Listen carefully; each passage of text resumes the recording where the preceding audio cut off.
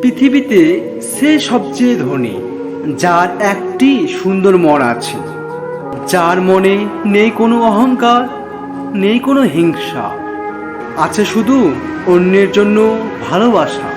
দুনিয়াটা যে কত কঠিন সেটা একমাত্র গরিব ঘরের ছেলে মেয়েরাই বোঝে। আসুন আমরা সবাই অসহায় গরিব মানুষদের সাহায্য এগিয়ে আসি। 3000 টাকা গিফট দিয়েও হয়তো গার্লফ্রেন্ডকে খুশি করতে পারবে না, কিন্তু 30 টাকা দিয়ে একটা পথের শিশুকে খাইয়ে দেখুন, খুশি কাকে বলে নিজে দেখতে পারবেন।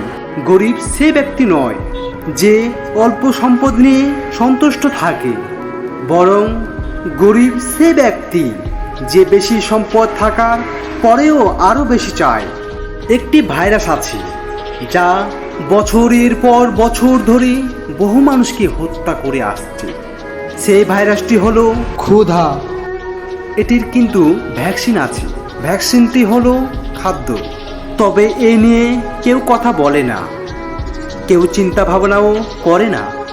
কেন জানেন? কারণ এই ভাইরাস ধনী মানুষদের হত্যা করে না, এতে শুধু গরিবেরাই আক্রান্ত।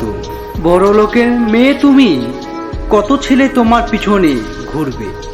গরিব ছেলে আমি, তুমি কি আমার ভালোবাসা বুঝবে? ধনী আর গরিবের মধ্যে একটাই পার্থক্য, ধনীরা খাবার হজমের জন্য দৌড়ায় আর গরিবেরা খাবার জোগাড়ের জন্যে দৌড়ায়।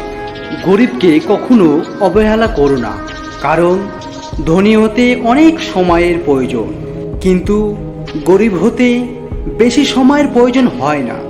ধনী গরিবের মধ্যে পার্থক্য হলো, গরিবের বাড়িতে বড়লোক আসলে খুশি হয়, বড় লোকেদের বাড়িতে গরিব গেলে বিরক্ত হয়। গরিব হয়ে জন্ম নিয়েছি ভাই, মানুষ তো একটু অবহেলা করবে।